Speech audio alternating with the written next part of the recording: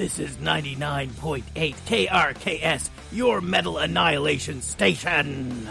And this is your hour for savage new beats. Coming up next, The Unkillable by Brightest Avenue.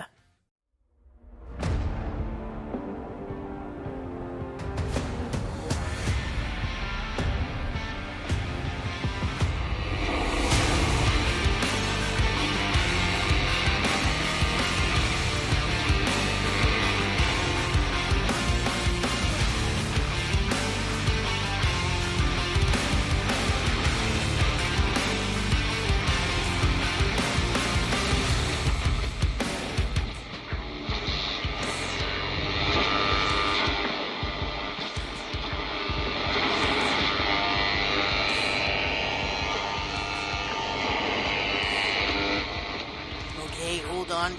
Ow! Where did you get this transmitter? Oh, there, we're through. Man, it's hard to kill the metal. I am Toby Dampt, and this is Transreal News, your information hub for resisting the reset. My apologies to our carrier station. I am currently overlooking a planar breach in Capitola, California, at the southern edge of the Neo-Primordial Marsh. The Time Barbarian Horde has been mustering in the mountains above the city in preparations for an invasion of higher possibilities. Localized irreality is extremely high, and we are seeing a lot of strange events in the region. We are waiting to hear the ritual battle call of newly reinstated Horde Master Torg Skullcrusher before the invasion. As we wait, we will continue to report the news. The authorities' kill satellite has been disabled by the occulted collective of hackers. Rather than continue to engage directly in cyber warfare with the authorities, they decided to pick a softer target and overrode a United States defense satellite, which they used to ram the killsat out of orbit. This would mark the first time in 40 years that the Reagan-era Star Wars program has actually been worth the money. Russian government officials expressed disappointment that the hackers chose not to use the killer satellite killers they had put into orbit over the last few years and had intended to declare to the UN Council next Tuesday. The Ossiflora hive mind has been eradicated, but sadly, so has much of the indigenous plant and animal life in Australia. Never in the history of Earth have we lost so many life forms at once. It is a tragedy, even if they did all want to kill us. Now, a brief time-space forecast with Walter Haversquirrel. It's good to be back, Toby. Walter, I know you don't currently have access to your systems, but what can you tell us about the local time-space conditions? Well, we have a major time disruption here, with several generations of time-traveling barbarians gathering in one place. They have been arriving in the region up in the hills in Zyanti, which is a place that has always been several years out of step and much bigger than the space it occupies on a map. This makes it ideal for mass time tunneling. But even with the well-documented Zyanti time slip, there is an increasing chance of other flotsam from possible pasts or futures washing up, such as violent alien peppermills, deranged cyborgs, or ravening slee stacks. The Indigo children have settled for now just down the highway in Pacific Grove, which has an unseasonably early butterfly migration, including species we have never actually seen before. Whether they are from one of the many new biomes across the coastline, or a creation of the Indigo children's imagination, has yet to be determined. But given our past experiences, I would advise against getting too close to the butterflies. With everything going on... I'm sorry to interrupt, Walter, but Torg is ready to speak. Hail to you, my people, and glory to the Horde! It is so good to be back in my position as Horde Master, and I promise you all that I will not abuse it again. Before you stands a portal to the higher planes, not as you or I would know them, but as they were created by the imaginations of mortals in this time. It is a place mired in the sludge created by television. It is a place guarded by archons that pretend to be divine beings, but are little more than selfish entities. It is a place ruled over by men who pretend to be gods. The authorities are the greatest enemy we have ever met. While we cannot excuse the men of this time for their softness, Thanks to these brave truth-tellers and investigators, we have learned that they are responsible for much of the decay and softness that left humankind so vulnerable in this their direst hour. That without the authorities, the future might have been much different, and we might have lived in a time of prosperity and peace. And as we have helped bend this time stream, they have revealed themselves for the basest cowards and thieves. They cannot control others, so they would rather destroy them. And they do not even do it with an army. They do it with death rays and killer satellites. Will we stand for such weakness forming our history?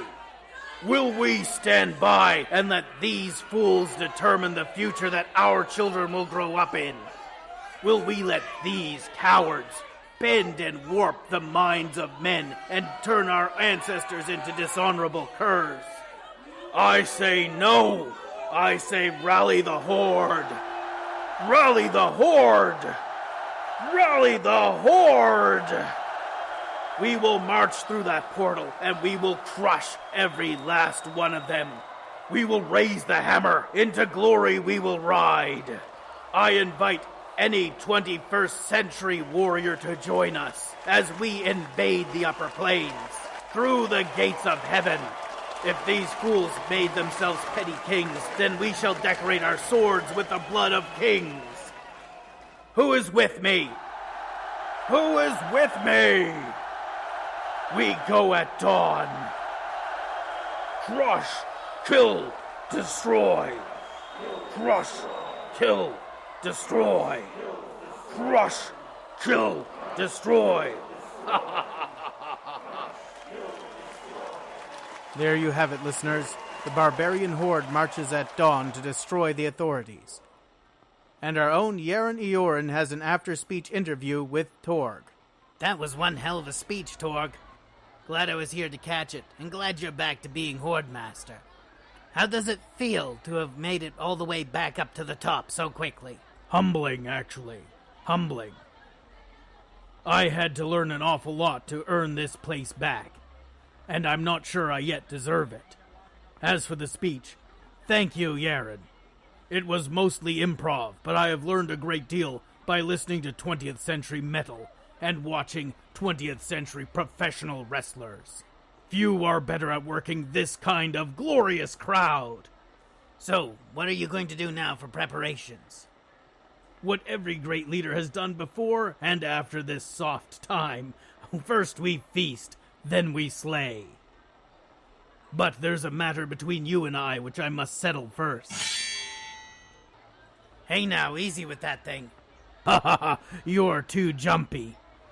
This is for you to arm yourself. I wish to appoint you our first war correspondent. March with us so you can cover the glory of the destruction of the authorities. That's a hell of an offer, Torg. Joining us for the feast and being ready for battle is far more interesting than standing around interviewing me. After all, until a couple of days ago, I was just the weatherman.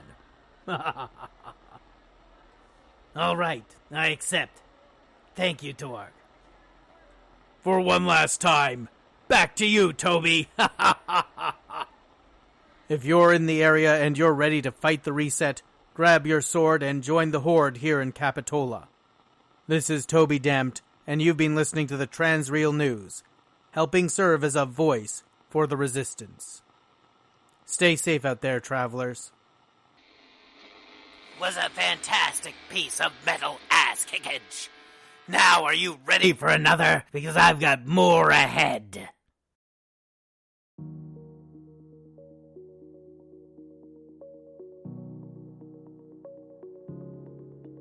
The Transreal News was created, directed, written, and performed by Brian C. Rideout, and produced by Stormhead Productions, and is released under a Creative Commons by Attribution, Non-Commercial 4.0 license. This episode of Transreal News included music and sound effects from Pixabay.